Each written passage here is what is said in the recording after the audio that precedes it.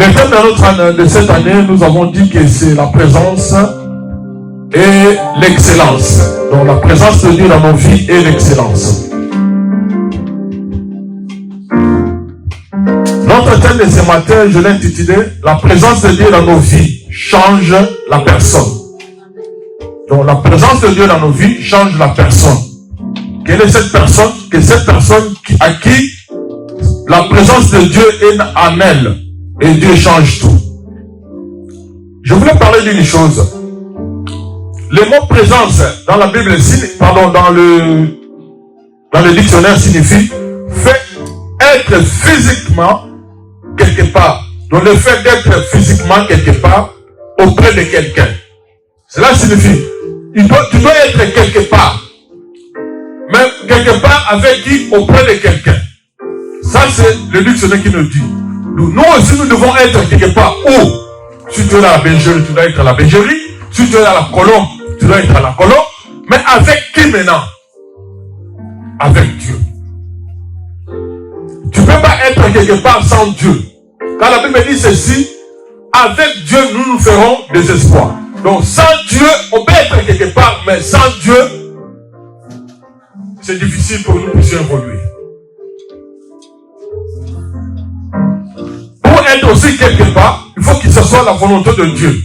C'est pas parce que, comme ma sœur aînée, elle est de telle église, moi aussi j'avais allé dans cette église-là.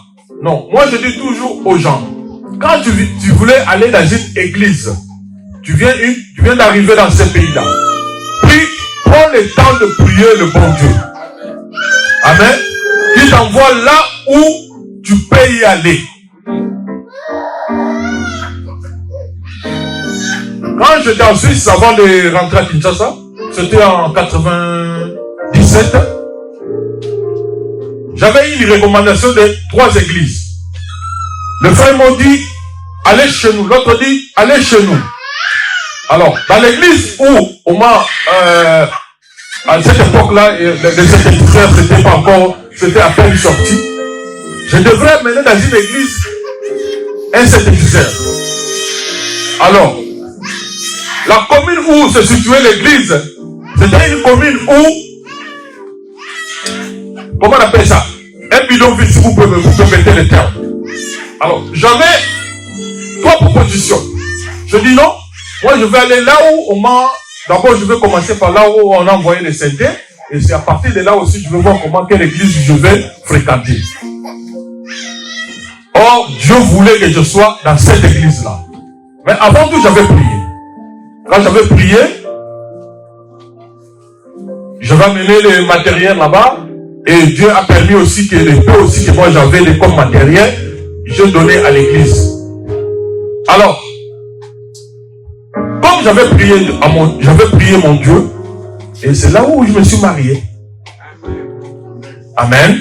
Et dans cette église-là, je suis marié. Et la seule quartier qui est là était notre fille d'honneur.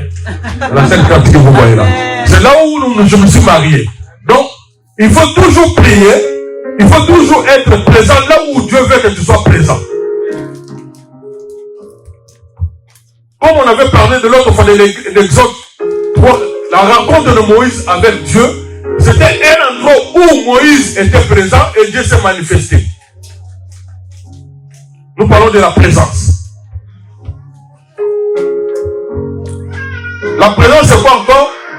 Faire une chose soit dans le lieu où c'est une fait d'être dans un lieu où on peut rien trouver, où on peut parler. Tu peux être dans un endroit où tu peux parler, tu peux être dans un endroit où tu ne peux pas parler. Il y a des endroits où tu as la facilité de communiquer avec des gens, mais il y a des endroits où tu ne peux pas communiquer avec des gens. Par exemple, dans l'église, il y a la facilité de communiquer avec des gens. Ce sont les endroits où Dieu veut que nous puissions être. Amen. En plus, dans l'église, il y a la présence d'esprit. La présence d'esprit, c'est quoi? C'est la faculté d'être toujours prêt à répondre et réagir avec des propos. C'est-à-dire que le Saint-Esprit est en train de te donner des choses. Il y a la présence de l'esprit et il y a la diversité des dons.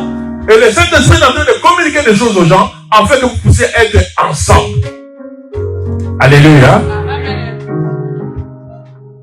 Dans la Bible, nous avons 58 versets sur la présence de Dieu dans nos vies. Nous allons parler des psaumes.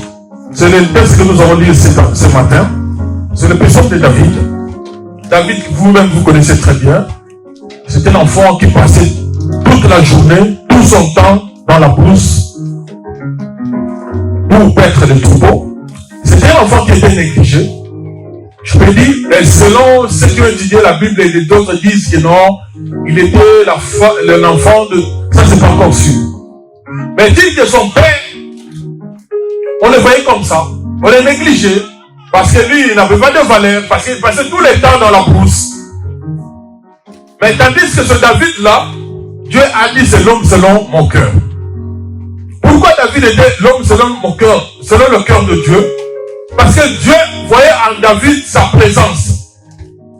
La présence c'est quelque chose qui se change.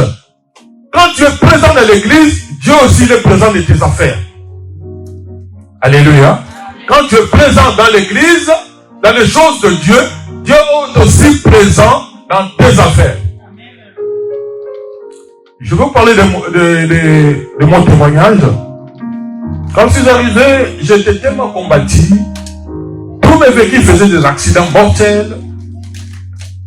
Et chaque semaine, ils ont tué un étudiant de 25 ans qui était mort sur place.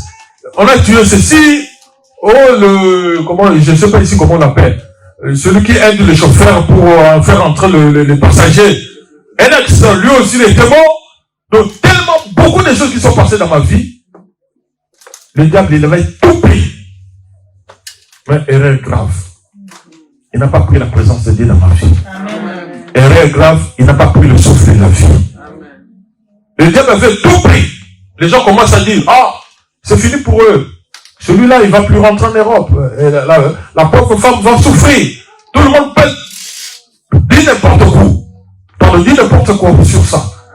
Mais, comme on était toujours attaché à Dieu, comme la présence de Dieu était à nous, nous, on avait toujours l'espoir. On était comme Habakkuk. On disait, même si aujourd'hui ça ne marche pas, demain ça marchera. Amen. Les gens ont critiqué, ils ont dit tout ce qu'on peut critiquer. Non, là où il avait loué des maisons de 6 chambres, là, il n'est plus là-bas, il est dans les maisons de 2 chambres. Les gens disent ce qu'ils peuvent dire. Mais nous, comme on savait qu'à nous, nous avons la présence de Dieu à nous. Et Dieu va faire encore. Amen. Comme il fait, il va faire encore. Amen. Frères et sœurs dans le Seigneur, ne décourage pas. Même si les choses ne marchent pas aujourd'hui, sois toujours présent avec ce Dieu-là. Jacob avait compris, il a dit, je te le laisserai point. Cela signifie, tant que tu es avec moi, je sais qu'il y a quelque chose qui va se passer. Nous avons lu dans le livre de Psaume. Psaume 24, celui qui a trouvé béni. Pardon, 27, verset 4.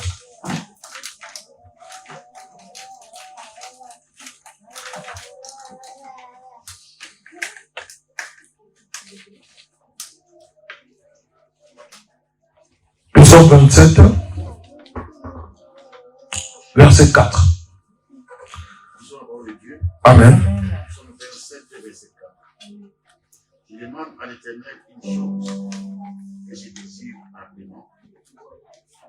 Je voudrais habiter toute ma vie dans la maison de l'Éternel pour contempler la magnificence de l'Éternel et pour admirer son temple. Amen. Amen. Je demande à l'Éternel une chose que je désire ardemment. Je voudrais habiter toute ma vie dans la maison de l'Éternel.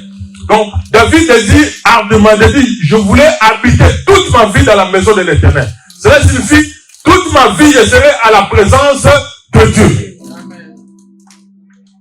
Donc, quand quelqu'un, il voulait habiter dans la maison de l'Éternel, c'est pour ça lui-même, il a dit dans le psaume, il a dit, je suis dans la joie quand on me dit d'aller dans la maison de l'Éternel. Cela signifie, David avait compris, sans Dieu, il ne peut rien faire.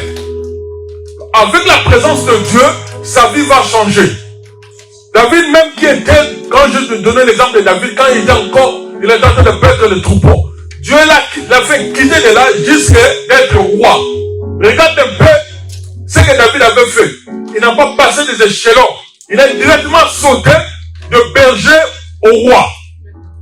Pourquoi? Parce qu'il y avait la présence de Dieu dans David. S'il y a la présence de Dieu dans nos vies, même s'ils ont retiré les papiers, on va remettre les papiers. Même si le diable te dit quand tu regardes dans le miroir, il dit déjà trop tard, tu ne peux plus te marier. Ça,